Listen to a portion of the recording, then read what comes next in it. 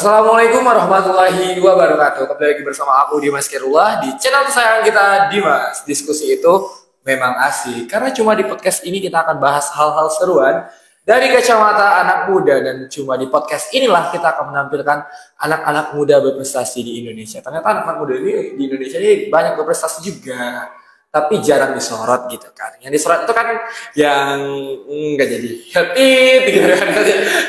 Takut kena saya ini.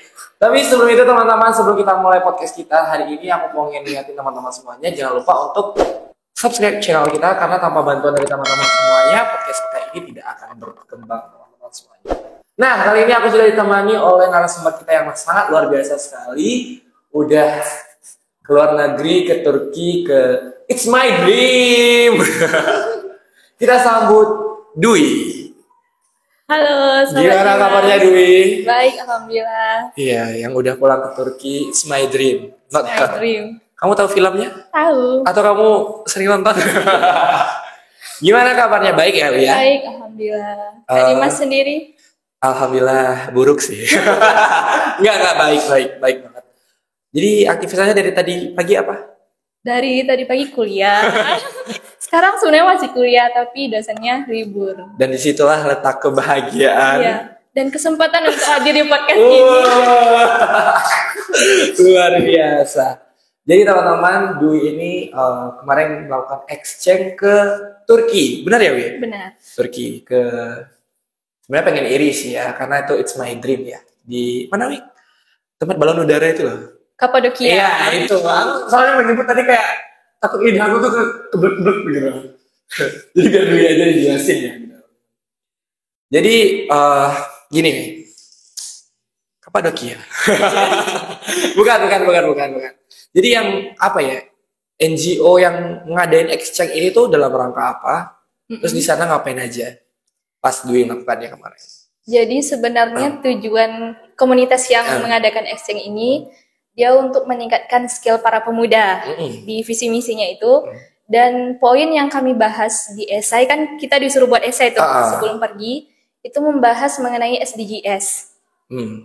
SDGs, dan itu kan ada 17 poin. Iya. Nah, itu Dwi kemarin itu fokus kepada yang pendidikan. Nah, di sana itu kami ada menampilkan esai yang kami buat di depan para dokter lah tiba-nya yang di Istanbul, Turki itu gitu. Dan aku dapat kabar kalau Dwi itu esainya yang terbaik ya. Atau gimana kemarin? Benar apa benar? Ya. Menjadi apa? Kategori kemenangan kalian? Best esai atau gimana? Best esai. Luar biasa. Tapi sebelum kita bahas lebih lanjut, apa sih yang dibahas di esai Dwi gitu? Yang dibahas di esai itu mengenai gimana keadaan pendidikan di Indonesia dan apa inovasi dan kontribusi dia untuk mengembangkan gimana pendidikan di Indonesia itu untuk lebih merata gitu. Berangkatnya kemarin kapan? Berangkatnya itu kemarin September. September ya. Udah pulang. Gimana rasanya pulang dari Turki? Luar biasa. Karena itu sebenarnya waktu di Turki itu Dwi kayak mimpi sebenarnya. Kayak, ini gue udah bangun belum ya? Di Turki gak sih? Gitu. Karena sebelumnya Kak Dimas sedikit cerita, sebelum banyak juga boleh lulus di sini tuh dia sempat gagal 4 kali dalam exchange ini. Ikut exchange tapi gagal terus. Tapi fokusnya ke Turki aja kemarin itu, dan sempat gagal tuh 4 kali sebelum yang di YC ini. Dan akhirnya baru lolos di setelah menjadi mahasiswa ya. Iya. Ya aku belum pernah loh.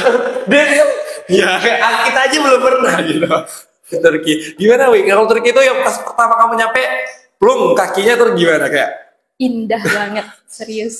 Indah. Semua sudut kotanya tuh kayak wah. Kayak Pinterest semua. Luar biasa sih. Tapi yang buat kaget itu budayanya. Budaya pasti beda kan? Karena kemarin itu kan waktu Dwi pergi, itu peralihan musim ke musim dingin. Nah, dimanapun itu di transportasi umum ataupun pribadi, itu kalau misalnya kita ketemu yang perempuan itu mereka pada merokok. Udah merokok. Jadi di waktu di kaget ya, langsung kaget ya. Culture shock banget. Nah, waktu di Hagia Sophia itu, nah dia ketemu sama ada 2 teman juga yang mereka itu asli Turki, dan ditanya, ini merokok ini kebiasaan apa gimana gitu kan. Nah dia bilang ini sebenarnya untuk menghangatkan diri, menghangatkan badan karena mau peralihan musim katanya kayak gitu. Oke Dewi, tapi sebelumnya gini ya, kebanyakan orang-orang itu kayak, ini jujur ya, kalau aku pribadi ya kalau udah kayak 1 kali ditolak, 2 kali ditolak, apalagi yang 3 kali kayak males banget buat ikut lagi gitu loh. Tapi apa yang motivasi Dewi kayak, apakah Turki ini emang negara yang masuk wishlist yang harus Dewi kunjungi atau gimana? Sampai 4 kali kan gagalnya gitu. Karena sebenarnya itu kembali lagi ke moto hidup masing-masing ya Kak ya. Berarti moto hidupnya keren nih. Ayo, apa moto hidupnya seorang Dwi gitu? Moto hidupnya itu simpel aja, kemustahilan itu hanyalah sebuah pikiran gitu. Jangan sampai ada di kamus pribadi hidup Anda itu kata-kata impossible, tidak mungkinan gitu. Ya, karena setiap orang itu berhak mempunyai mimpi di langit yang sama. Kita tugasnya untuk berusaha, dan yang di atas untuk mengatur jalan yang terbaik gitu. Iya, besok aku coba ikut deh cek. Tapi sebelum itu boleh ceritain gak, Wi? Maksudnya seleksinya gitu apa aja? Aku yakin sekarang banyak ya di Instagram itu ya. Banyak banget. Turki semua ya kan. Mungkin Dwi bisa ceritain dan nanti di akhir mungkin kita akan kasih tips juga. Mungkin cerita dulu serangkaian seleksinya sebelum bisa ke Turki itu apa aja? Kalau Dwi kemarin. Ya, sebenarnya seleksinya sama kayak exchange yang ke Malaysia, Singapura, Thailand gitu. Yang pertama itu tentunya seleksi berkas di Google Form. Itu kita identitas lah ya, identitas semuanya. Dan yang kedua seleksinya itu ketika lulus berkas itu ada FGD, Forum Group Discussion, yang kita di situ dikasih beberapa grup, ada dipilih 1 tema, nanti kita mendiskusikan. Misalnya grup A nih kita membahas mengenai sosial, grup B membahas mengenai ekonomi contoh. Nah setiap orang itu mengeluarkan idenya tentang gimana sih ekonomi di Indonesia gitu. Setelah lulus FGD, nah yang poin ketiga ini tidak semua komunitas yang menggunakan seleksi itu, ada yang meminta para delegasi itu membuat esai, ada yang enggak gitu. Nah kemarin waktu Dwi disuruh membuat esai, dan itu full English. Ya, full English. Aku kalau itu angkat tangan deh. Full English. Dan setelah buat esai, itu interview yang terakhir. Nah interview. Kalau interview sih lebih santai daripada FGD ya Kak ya, karena FGD itu kayak iya, semuanya mengeluarkan argumennya gitu, dan semua orang hebat-hebat banget di luar sana gitu. Dan interviewnya itu bahasa Inggris atau ada pilihan bahasa mungkin, atau bahasa Indonesia, bahasa Inggris atau bahasa Turki mungkin ya? Kalau interview kalau di kemarin itu bahasa Indonesia, tapi FGD-nya English. Kalau FGD Inggris ya. Sampai akhirnya Dwi dinyatakan sebagai peserta yang bisa mengikuti delegasi. Perasaan pertama itu nggak percaya. Ini nama gue nggak sih gitu? Nggak percaya, karena apa ya Kak ya? Nggak, maksudnya dengan melewati serangkaian seleksi yang kayak gitu, panjang banget. Dan dia merasa waktu FGD itu nggak bisa, maksudnya teman-temannya luar biasa banget. Di grup itu ada yang teman dari UI, UGM, Politeknik segala macam, dan standar bahasa saya cuma segini loh gitu. Jadi ceritanya awalnya insecure. Insecure itu canda. Iya, canda. Insecure Karena bahasa. Dan sebelumnya itu nggak dibilang kalau misalnya FGD-nya harus bahasa Inggris gitu. Nah waktu pembukaan FGD dia bilang nanti menggunakan bahasa Inggris sebisanya gitu. Kalau misalnya full bahasa Inggris itu tentunya ada nilai plus lah ya kan untuk calon delegasi. Berarti Dwi bahasa Inggrisnya bagus karena lolos gitu kan? Dan itu lolosnya ya ada 3 kategori Kak, yang fully funded, partial funded, sama self funded. Dan waktu itu yang diambil fully fundednya cuma 1 orang. Sakit, menyakitkan emang kalau yang seperti kan itu kalau ya. exchange cuma 1 orang ya fully fundednya. Karena memang biayanya banyak. Jangan yang luar negeri ya, kayak yang di Indonesia pun kayak misal contoh kayak aku ke NTB itu kemarin 2 orang sih yang fully. Bahkan ada yang 1 orang. kan? Terus berarti Dwi maksudnya parsial berarti ya? Parsial pandai. Parsial pandai, penting ke Turki gitu ya, luar biasa. Berarti orang tua pas Dwi kasih kabar dukung atau kayak jangan dulu deh. Gitu. Awalnya ya semua orang tua pasti berharap lulusnya gratis gitu kan. Karena soalnya kalau keluar negeri pasti mahal biayanya gitu. Nah terus mama bilang waktu itu kalau misalnya nggak usah diambil, kita cari yang lain, gimana gitu. Nah dia bilang, Ma ini udah kelima kali, yang udah kelima, maksudnya kalau misalnya nggak ambil kesempatan yang ini, takutnya karena kesempatan nggak datang 2 kali kan Kak. Benar. Karena kalau misalnya ingin tujuan kita tercapai itu memang betul kesiapan yang pertama dan kesempatan gitu. Kalau kesiapan bisa di-prepare dari sekarang. Kalau kesempatan, kalau misalnya udah datang, ambil gitu. Terus dia bilang, kalau misalnya kekurangan biaya, Dwi cari di sini Mas sama teman-teman, dan itu Kak Dimas bantu kemarin itu kan. Gak cuma aku, teman-teman kita semuanya di sini. Teman-teman semuanya. Terus mama bilang, ya kalau misalnya terlalu banyak nambah itu nggak usah dulu. Ya udah cuma nambah kemarin itu 7 juta. Dan menurutku 7 juta untuk ke Turki termasuk murah sih ya. Soalnya ada exchange lain itu yang kayak parsialnya tuh ada yang 25 parsial loh. Apalagi yang sub ya 50 juta. UKT saya berapa semester itu. Tapi sebelumnya nih Wei, banyak orang kan banyak takut untuk ikut-ikut exchange ini ya, entah itu takut dengan seleksinya, entah itu takut akan belum mulai nih, tapi udah kayak gimana ya gitu, kayak nanti lolos enggak, apalagi yang ketika orang ada seleksinya FGD, ada yang bikin essay itu kayak takut gitu loh. Dwi punya tips Kak buat teman-teman kayak gimana sih cara Kak? Pasti semua orang awalnya kan berpikiran seperti itu kan.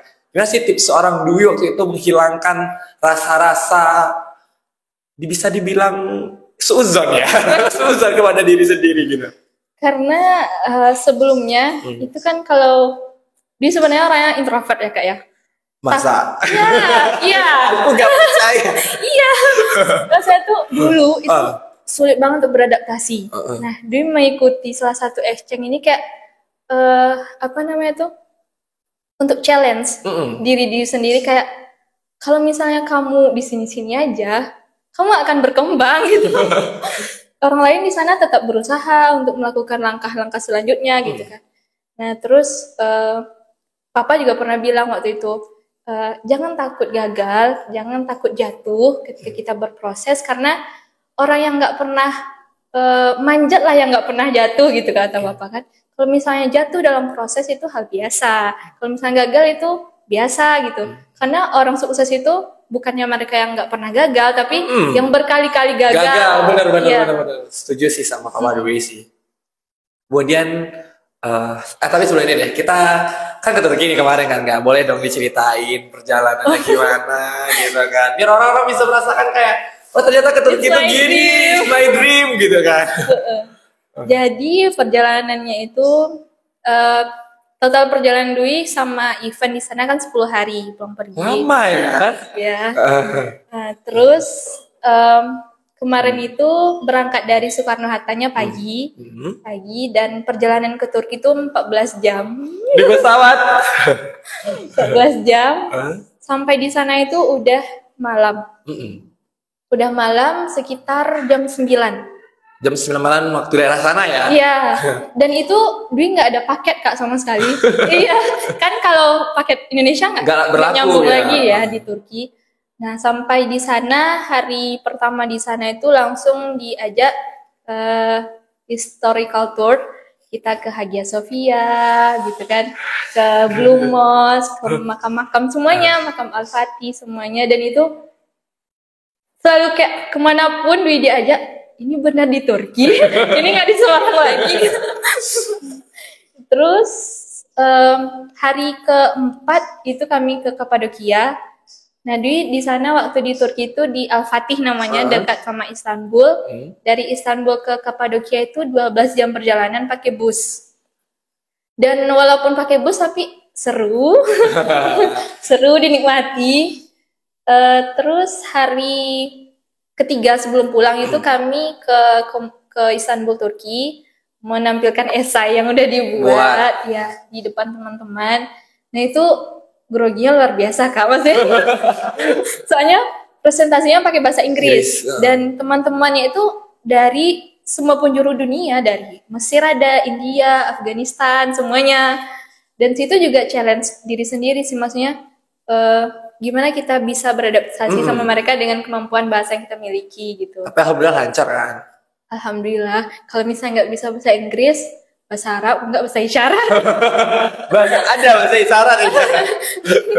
Karena kalau bahasa Turki sedikit susah. Tapi Dwi bisa dikit-dikit. Dikit. Coba dikit. Perkenalan diri aja. Kalau bahasa Turki apa ya? Biasanya kalau selamat pagi Gunaidin kayak gitu. Kalau mau makan Afiyat olsun gitu. Susah sih Kak sebenarnya bahasa Turki karena kalau kita kan bahasa kita SPO gitu kan. Nah kalau Turki objeknya dulu yang di depan, makanya agak susah. Gak tahu sih. baru tahu. Tapi mungkin kalau di Turki orang mungkin yang paling itu Kapadokia ya. Kapadokia. Perasaan pertama langsung plung di Kapadokia itu gimana ya? Nah, kami waktu di Kapadokia itu sampai dari Istanbul itu jam 11 malam. 11 malam. Dan untuk melihat gimana sunrise di Kapadokia yang luar biasa. itu Anda jangan manis-manisin saya ya di sini ya. Kita harus pergi sebelum subuh. Sebelum subuh kan? Subuh? Ya. Jam 4 itu kami udah OTW ke Kapadokia. Dan sedihnya itu Dwi nggak naik balon udaranya. Karena biayanya mahal. Satu orang itu 2,5 juta kita lah. Satu orang. Dan itu di atas balon udaranya cuma 15 menit. Turun lagi gitu. Oh pantesan ya di film apa itu ya? Aku lupa ya. Yang Ismail itu film apa? Kok aku lupa? Film apa? Oh iya, putus. Saya itu makanya mahal mungkin ya. Makanya Ismail Dream banget gitu kan. Nah, sebelum itu nih Dwi punya tips gak? Maksudnya ketika nantinya ya ada seksi yang serupa nih kayak bikin esai. Kan Dwi best essay nih kan. Sebenarnya apa sih yang harus kita keluarkan di esai kita tuh sehingga esai kita tuh kayak berbobot gitu. Sebelum kita masuk ke tips wawancara nih. Sebenarnya esai itu yang membuat wah gitu kan. Wah itu adanya inovasi yang udah kita jalankan gitu Kak. Maksudnya kan itu di esai itu ada 3 body misalnya kan. Yang pertama itu introduction, kemudian yang kedua itu ada body sendiri, kemudian yang ketiga kesimpulannya. Nah yang di body pertama itu kita nggak usah terlalu panjang lebar menjelaskan apa latar masalah yang akan kita angkat gitu. Singkat aja. Oh iya, aku pernah lihat itu yang esai orang tuh kayak buat pendahuluannya itu udah beberapa halaman gitu kan. Singkat, padat dan jelas kalau yang bagian pertama. Nah, bagian kedua itu ya kita jelaskan, maksudnya kita mengangkat poin itu kenapa, landasannya kenapa, kemudian apa inovasi kita untuk menyelesaikan masalah ini gitu loh. Itu aja. Kalau misalnya kita udah ada inovasi yang sedang dijalankan tuh nilai plus sebenarnya. Dan boleh dibocorkan sedikit inovasi yang dibikin Dwi dan masalah apa yang diangkat nih biar orang dapat gambaran kan best essay gitu kan. Nah kemarin itu kan Dwi membahas mengenai pendidikan. Dan sebelum itu Dwi ada bersama teman-teman sama ada Kak Fauzan, Kak Dimas juga itu membuat komunitas namanya Padi ya kan. Nah itu yang fokus ke ngajar anak-anak jalanan. Nah di sana Dwi jelaskan gimana awalnya, gimana pendidikan Indonesia sudah merata apa belum. Kemudian inovasi Dwi ya dengan berkontribusi di komunitas yang udah dibuat sama teman-teman tadi gitu. Nah itu masya Allahnya mendapat pujian dari dokter itu, maksudnya kamu beneran maksudnya mengajar anak-anak jalanan kata mereka gitu. Waktu itu ditanyain pas Dwi presentasi di Turki. Iya, karena dulu dia kan presentasi pertama kan ya. Aduh, itu paling pertama kayaknya langsung. Dan dia bilang di sana kan itu title-nya Padi Community. Nah, mereka bilang Padi is rice, berarti gitu. Rice gitu. Enggak. Padi itu sebuah komunitas, dia bilang kayak gitu. tujuannya ngapain aja.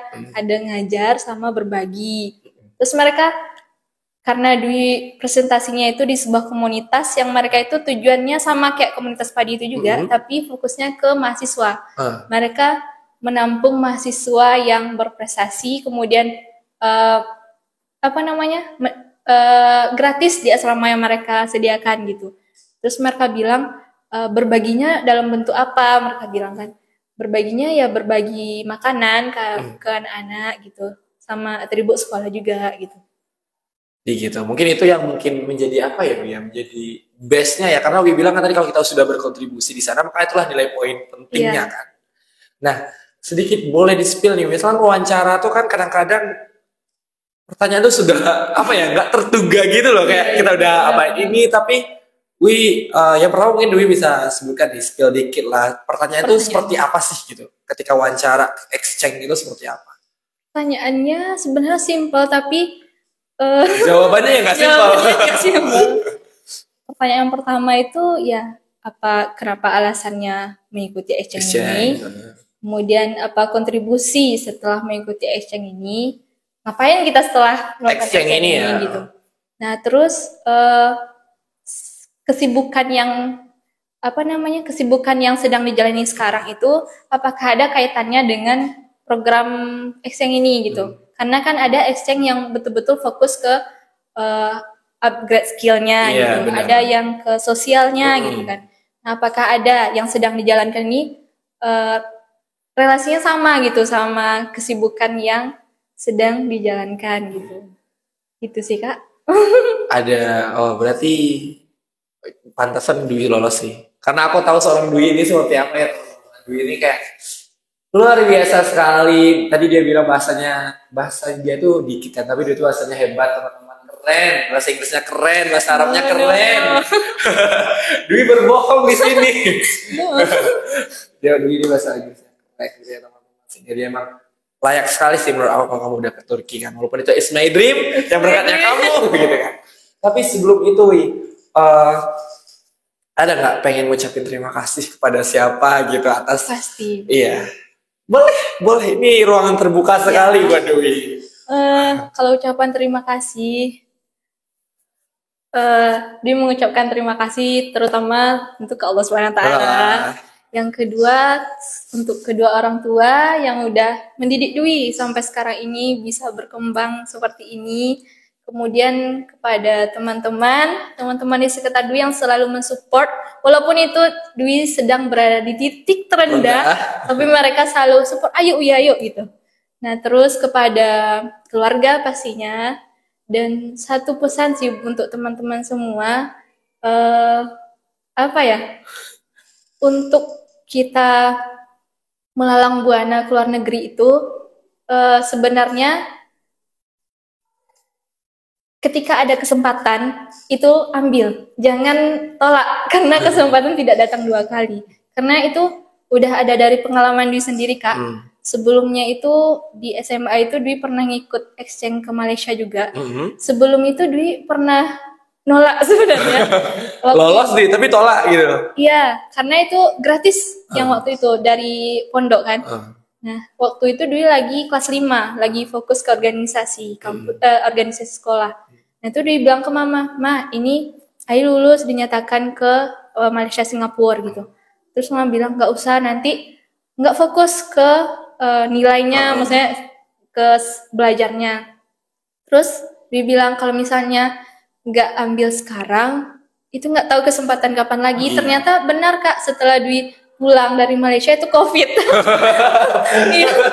COVID kan 2 tahun nggak bisa ngapa-ngapain gitu. Nah di sana betul-betul sih maksudnya ketika ada kesempatan dan sudah ada kesiapan di diri, karena kesiapan itu bisa teman-teman prepare dari sekarang, dan jika ada kesempatan itu ambil aja. Buang kata-kata impossible itu nggak ada, sebenarnya itu hanya pikiran gitu. Iya. Biasa. Impossible tuh nggak ada. Iya benar. Tapi mustahilan tuh hanya sebuah pikiran. Dwi sekali setelah ngikut exchange ke Turki, ini ada ikut exchange yang lainnya? Atau mungkin udah ada yang lulus nih? Sekarang itu lagi proses yang ke Jepang. Dan yang kemarin itu alhamdulillah lulus yang ke Dubai sama Arab. Tapi Dwi nggak ambil. Kenapa? Kan nolak kan? Bukan. Karena kalau misalnya Dwi ambil, itu Dwi dinyatakan partial funded juga lulusnya. Partial. Dan itu lebih mahal Kak harganya gitu. Karena itu sekaligus umroh waktu itu. Waduh. Dan sekarang lagi proses ke Jepang. Amin. Lolos. Harus lolos deh. Biar kita dapat salam, dapat oleh-oleh juga. Iya. Nanti kalau udah pulang kan di Mas Podcast ini oleh-oleh. Tapi sebelum itu aku mau ngucapin terima kasih banyak ke Dwi yang udah membagikan gimana sih enaknya ke Turki. Ini dari tadi tuh kayak iri sebenarnya. Tapi Kak Dimas prestasinya luar biasa. Oh enggak. Kamu jangan peres kamu di sini. Aku tuh kayak ke Turki juga sebenarnya, tapi belum tahu kapan kan. Doain cepat nyusul. Iya. Tapi sebelumnya aku terima kasih banyak ya Dwi ya udah mampir ke Dimas Podcast. Aku tahu di sela-sela kesibukan kamu udah datang ke sini, teman-teman udah ada gambaran juga yang mau exchange, apalagi tadi kata yang bisa aku ambil itu adalah tidak ada yang tidak mungkin. Jadi bahkan orang kan ada apa ya Kak? Bisa nggak sih aku keluar negeri gitu kan? Aku kayak gini nggak ada uang nggak ada apa. Padahal kan kita nggak tahu kan jalan apa aja gitu. Kayak Dwi tadi kayak walaupun banyak nambahnya gitu. Kalau menurut kita banyak mungkin ya Wi ya. Tapi pasti ada jalan kalau ada kemauan gitu ya Wi. Yeah. Dia dulu juga pernah bilang Kak, maksudnya semua orang bisa keluar negeri, maksudnya kemana-mana mereka bisa mudah aja. Kenapa kita nggak bisa? Terus dia ingat pesan Buya dulu di pondok. Setiap orang itu ada masanya dan setiap masa pasti ada orangnya gitu. Nah. Jadi ya prepare kan. Jadi aku belum masanya aja ya mungkin ya. Betul tahun depan mungkin belum waktunya Kak Dimas gitu.